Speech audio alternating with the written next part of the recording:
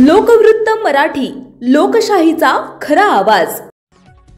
शिंदखेडा नगरपंचायत इथं संविधान दिवस उत्साहात साजरा, तर 26/11 हल्ल्यातील शहीदांना श्रद्धांजली। दिनांक 26 नोव्हेंबर 2025 रोजी शिंदखेडा नगरपंचायत कार्यालयात संविधान दिन उत्साहात साजरा करण्यात आला। कार्यक्रमाची सुरुवात संविधानाच्या प्रास्ताविकेचं सामूहिक वाचन करून झाली। भारतीय लोकशाहीची तत्त्वे, मूल्ये आणि नागरिक कर्तव्यांची जाणीव या माध्यमातून सर्वांना करून देण्यात आली।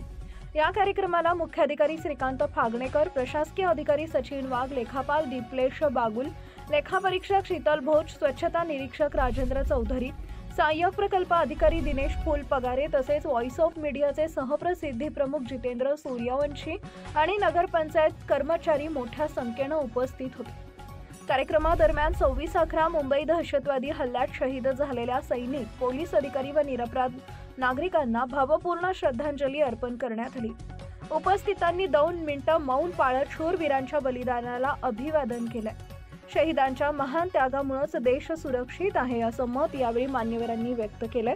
संविधानातील मूल्य जपत शांती, एकता आणि लोकशाही मजबूत करण्याचा संदेश या कार्यक्रमातून देण्यात आला।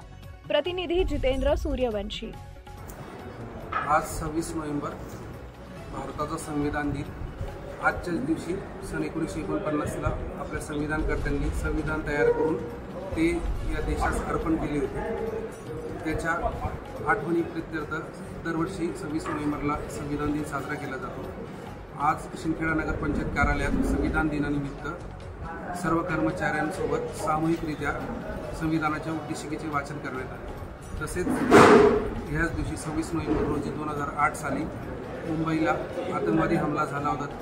त्यात अनेक निष्पाप नागरिकांचे बळी गेले होते। तसेच ह्या नागरिकांना वाचवण्यासाठी आपले सैन्य बल असू द्या, पोलीस दल असू द्या, त्यांच्या जवानांनी, अधिकाऱ्यांनी हौतात्म्य पत्करले होते।